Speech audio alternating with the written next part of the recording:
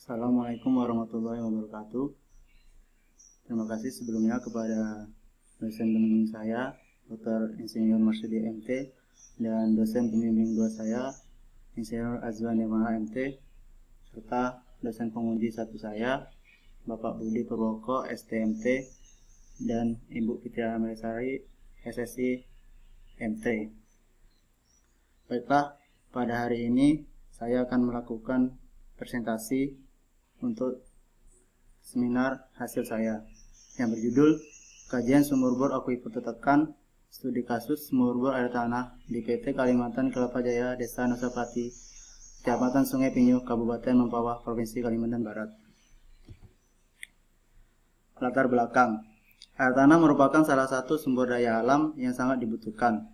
Berdasarkan keberadaannya di dunia ini, air merupakan sesuatu yang sangat dibutuhkan oleh manusia. PT KKJ sendiri merupakan perusahaan yang bergerak di bidang tepung kelapa yang memerlukan pasokan air yang sangat banyak, antara lain untuk pemeriksaan kelapa yang akan diolah, untuk kebutuhan pekerja-pekerja pabrik, dan kebutuhan yang lain. Air tersebut untuk memenuhi kebutuhan proses produksi, maka perusahaan membuat sumur dalam atau sumur bor di sekitar pabrik. Terkait hal tersebut, peneliti merasa perlu melakukan suatu kajian analisa data terhadap debit maksimum yang dapat dieksploitasi dari sumur tersebut. Sumur bor ditujukan untuk melihat apakah kapasitas sumur bor dalam tersebut dapat memenuhi seluruh kebutuhan air di PT KKJ. Rumusan masalah. Rumusan masalah sendiri ada 2, yaitu bagaimana potensi air tanah pada daerah penelitian, dan yang kedua, bagaimana keadaan kebutuhan air di daerah penelitian. Selanjutnya ada tujuan penelitian. Tujuan penelitian yang pertama adalah mengetahui potensi air tanah akuifer tertekan, dan yang kedua, mengetahui kebutuhan air pada PT KKJ. Batasan masalah. Batasan masalah yang pertama adalah tidak membahas biaya. Yang kedua, tidak memperhitungkan kualitas air. Manfaat penelitian. Manfaat umum dapat dimanfaatkan sebagai sumber air sebagai pasokan air tanah oleh PT KKJ. Yang kedua, dapat menambah ilmu dan sumber referensi bagi mahasiswa.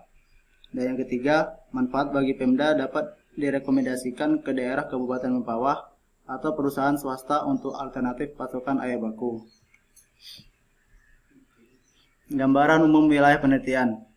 Daerah penelitian yang berlokasi di PT KKJ Kabupaten Mempawah merupakan wilayah dataran dengan kemiringan lahan 0-2%. Wilayah-wilayah dengan kemiringan lahan yang kecil ini menyebar memanjang dari utara ke selatan wilayah pesisir pantai Kabupaten Mempawah pada ketinggian 0-25 meter. Kabupaten Mempawah pada umumnya dataran rendah. Daerah perbukitan pesisiran pantainya berawa-rawa. Daerah perbukitan menempati wilayah bagian tengah membentang timur ke barat. Ini didominasi oleh kemiringan lereng 8-20%. Selanjutnya ada lokasi kesampaian daerah penelitian. Lokasi penelitian di PT KKJ sendiri dapat ditempuh dengan menggunakan roda 4 maupun roda 2 melalui jalur darat dari kota Pontianak menuju PT KKJ dengan waktu tempuh kurang lebih 1 jam 10 menit.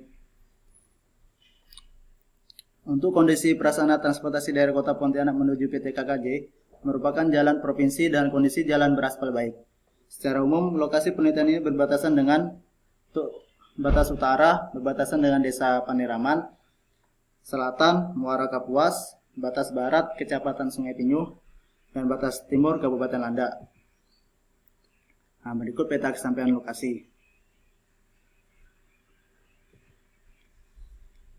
Selanjutnya adalah hidrologi daerah penelitian. Hidrologi merupakan ilmu yang mempelajari mengenai air beserta proses, sifat fisik, dan keterdapatannya di alam. Daerah Desa Nusapati, Kecamatan Sungai Pinyuh, terbagi menjadi 6 daerah aliran sungai atau DAS, yaitu DAS Peniti, DAS Raya, DAS Kapuas, DAS Mempawah, dan DAS Perun Besar. DAS yang dominan melewati wilayah Kecamatan Sungai Pinyuh adalah DAS Mempawah yang melewati Kecamatan Mempawah Hilir, Mempawah Timur, Anjongan, Toho, Sungai Pinyuh, dan Sayang. Berikut peta hidrologi daerah penelitian. Yang bertanda merah adalah lokasi penelitian. Tanda garis merah menandakan jalan, dan garis gambar putih adalah batas administrasi kecamatan. Selanjutnya siklus hidrologi. Siklus hidrologi adalah suatu proses peredaran atau daur ulang yang secara berurutan secara terus-menerus. Pemanasan sinar matahari menjadi pengaruh pada siklus air di seluruh permukaan bumi dan menguap bila terkena sinar matahari. Nah, berikut ada siklus hidrologinya. Siklus hidrologi yang pertama itu ada siklus evaporasi, di mana pada tahap ini air yang berada di sungai, laut mengalami penguapan menjadi uap air. Yang kedua, setelah mengalami proses evaporasi, mengalami proses transpirasi. Proses transpirasi sama juga seperti proses evaporasi, tetapi proses transpirasi ini adalah di mana air dari tumbuhan, makhluk hidup itu menguap menjadi uap air. Selanjutnya terjadi proses kondensasi, di mana sistem kondensasi tersebut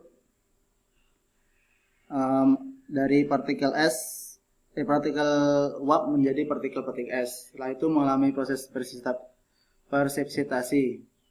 Proses persipitasi ini di mana turunnya air hujan yang biasa kita lihat di muka bumi. Ikut ada jenis-jenis aquifer, ada aquifer bebas, aquifer tertekan, dan aquifer semi tertekan. Selanjutnya ada diagram alir penelitian. Pada diagram alir penelitian ini, yang pertama adalah studi pustaka, pengumpulan data. Selanjutnya ada data sekunder, yaitu data geolistrik, log pengeboran, data pemompaan. Sedangkan data primer yaitu data kebutuhan air di PT Kalimantan Kelapa Jaya. Setelah mendapatkan data-data di atas, selanjutnya adalah analisa dan pembahasan. Dalam analisa dan pembahasan sendiri terdapat untuk mengetahui potensi air tanah, mengetahui kebutuhan air di PT Kalimantan Jaya. Setelah itu kesimpulan dan saran. Baiklah, berikutnya adalah hasil dan perhitungan data. Kegiatan pengeboran air tanah dalam yang dilaksanakan di PT KKJ, Desa Nusapati, Kecamatan Sungai Prinyuh, Kabupaten Mempawah, maka didapatkan hasil-hasil pengolahan data dari lapangan yang nantinya akan dibahas untuk mendapatkan jawaban dari tujuan penelitian ini. Yang pertama adalah data geolistrik. Berikut ini adalah gambar geolistrik 1, geolistrik 2, dan geolistrik 3. Di mana ini adalah gambar dari pengolahan data menggunakan IP Twin. Dari data lapangan diplotkan ke aplikasi IP Twin, maka mendapatkan gambar seperti ini, di mana yang pertama itu ada kedalaman, berikut ada kedalaman, dan yang berwarna-warna ini adalah lapisan tanahnya. Berikut ada geolistrik 2 atau geolistrik titik 2, sama juga seperti ini, dimana yang lapisan tanah pertama itu adalah tanah penutup, lempung, lanau, pasir lanauan, pasir, dan yang paling bawah itu adalah batuan beku.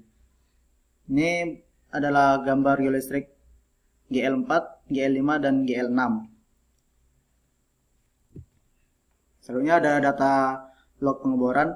Data log pengeboran ini juga didapat dari data lapangan yang terlampir di lampiran. Dibuatlah konstruksi seperti ini. Yang pertama juga ada kedalaman, dan yang berwarna-warna ini adalah lapisan tanah. Yang pertama itu ada tanah penutup, berangkal, pasir lempung. Di kedalaman 2 sampai 7 itu ada lempung abu-abu gelap, dan 6 sampai 9 ada pasir lanauan, abu-abu, sampai seterusnya sehingga sampai kedalaman 100 lebih, yaitu batuan beku. Kandungan tanahnya adalah batuan beku, granulodiorit, dan pasir kuarsa. Di mana yang berwarna biru ini adalah lapisan aquifer yang dieksploitasi, di mana dari kedalaman 70 sampai 80 8 ini adalah ada terletak akuifer tertekan di antara batuan-batuan beku. Berikutnya di kedalaman 89 sampai 100 juga ada lapisan akuifer tertekan yang ada di bawah tanah. Selanjutnya ada data pengumpaan. Berikut ada grafik uji pengumpaan menerus dan uji recovery, di mana dari penurunan ini sampai waktu 7,4 ini adalah waktu lama pengumpaan. Setelah itu kembali lagi setelah dimatikan pompanya, maka recovery-nya naik lagi ke atas grafiknya. Berikut ada kurva penurunan mata air, atau di sini adalah grafik continuous pumping test. Ini juga data dari lapangan didapat, maka diplotkan menjadi grafik seperti ini. Selanjutnya pembahasan dan analisa. Analisa data geolistrik. Berdasarkan hasil interpretasi data geolistrik, maka dapat diulas gambaran umum secara singkat, yaitu semua data cenderung mempunyai pola yang hampir sama. Hal ini berarti lapisan batuan di bawah juga hampir sama. Posisi akuifer relatif dalam berkisar antara 30 sampai 150 meter. Dengan interlokasi pergerakan merupakan berupa pasir dan pasir lempungan.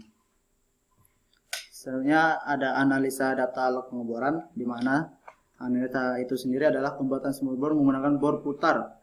Spindle drive-nya 73 dengan mesin Ton Tips TAS 74H yang mempunyai kemampuan mengebor sampai kedalaman 200 meter. Berikutnya adalah analisa uji pengumpaan. Dari hasil perhitungan nilai T sendiri adalah nilai transmisivitas 9,522 meter persegi per hari. Nilai K-nya adalah 0,3662 per hari. Nilai koefisiennya 0,027. Berikut adalah nilai maksimum dan limit optimum. Untuk mencari besarnya nilai SOP dan QOP, maka dilakukan secara grafik dengan menggunakan cara share chart. Hasil dari perhitungan debit maksimum, maka didapat nilai Qmax 15,24 liter dan QOPT adalah 7 liter per detik. Berikutnya adalah analisa potensi akuifer. Dari hasil perhitungan, potensi air tanah adalah kekuatan gerakan pemindahan air. Hasil perhitungan potensi akuifer sebesar 24,30 liter per detik. Nilai Q adalah besarnya aliran pada akuifer yang ada di bawah permukaan bumi. Kebutuhan air di pabrik. Proyeksi kebutuhan air diperlukan untuk menaksir jumlah kebutuhan air pada lingkungan pabrik. Kegunaan air pada pabrik seperti pembersihan kelapa, kebutuhan air bagi pekerja pabrik. Berikut ada dari hasil analisa di atas. Total kebutuhan di PT KKJ sendiri adalah 10,044 liter per detik. Total kebutuhan di lingkungan air sekitar 10 liter per detik. Dari hasil perhitungan debit air yang dihasilkan dari satu sumur bor ada 7 liter per detik, dipompa 5 liter sampai 6 liter agar tidak terjadi penurunan muka air tanah. Kesimpulan, akuifer di air tanah lokasi pabrik PT KKJ di Sandusari, Kecamatan Sungai Pinyu, kedalaman 34 sampai 44 meter. Secara potensi, berikut adalah kesimpulan kedua. Secara potensi air tanah yang tersimpan di B1 daerah Dasar Sungai Pinyu sedang besar dan berdasarkan perhitungan debit optimum. Saran, masih perlu diperlukan geolistrik untuk melakukan pemboran air tanah. Lokasi pada PT KKJ merupakan daerah aluvial dekat dan pantai kaki bukit daerah pedalaman. Baiklah, sekian presentasi saya pada hari ini. Saya ucapkan terima kasih. Assalamualaikum warahmatullahi wabarakatuh.